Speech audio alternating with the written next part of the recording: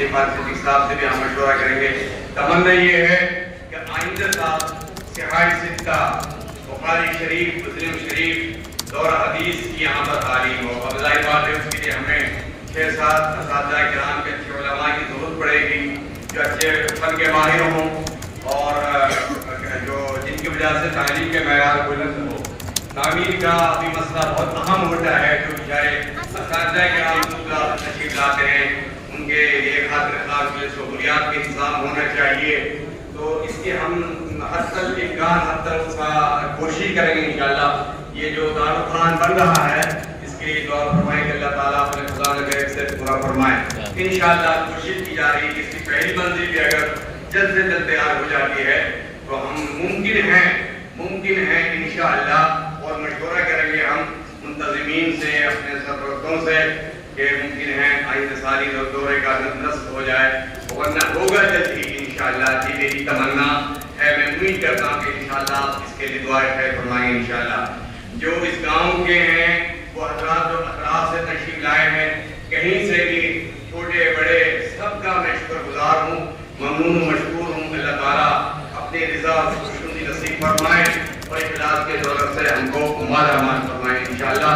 اب یہ پروگرام اخیر تک مولوی حمزہ صاحب صلی اللہ تعالیٰ جو اس ادارے کے ناظم تعلیمات ہیں، جن کے دور میں الحمدللہ ادارے نے بڑی ترقی کی ہے، خاطر خواہ اور ان کے رفقا ہمارے اساتذہ کرام کے ذات اور دل کی محنت، وہ ان کی اس میں بہت ان کا خلوص شامل رہا ہے. اور اسی طرح سے ہمارے معاونین کا، ہمارے طلبہ عزیز کا، ہمارے موظفین کا، ہمارے معلمین کا، مدرسین کا، سب کا بہت بھرپور ہمارے ساتھ تعاون رہا ہے. تب ہم یہاں آ کر کے پہنچے. اتنی سب نشان منزل اور ہمارا جو آخری ٹارگیٹ ہے وہ یہ ہے کہ اللہ تعالیٰ راضی ہو جائے. ہم اس آیت قرآن کے مصداق بن جائیں. فمن زحزح عن النار وادخل الجنة فقد فاز وما الحیاة الدنیا الا متاع الغرور. ہمارا مقصد جنت میں پہنچنا ہے. اللہ تعالیٰ کی خوشی، لقاء رحمان ہم کو چاہیے. یہ ہمارا ٹارگیٹ ہے.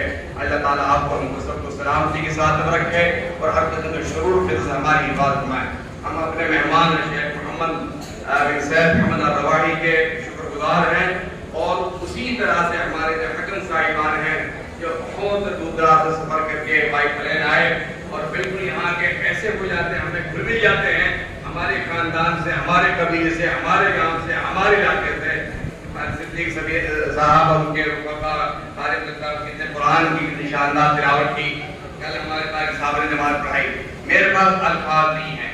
بہرحال میں دل کی گہرائی سے دعا کرتا ہوں اللہ تعالیٰ آپ کے تشریف لانے کو قبول فرمائے اور اس ادارے کو ہر قسم کے تمام مدارس اسلامیہ، مکاتب قرآنیہ، مراکز دینیہ، خانقاہیں، ان سب کو ہر قسم کے شرور و فتن سے محفوظ اور مامون فرمائے.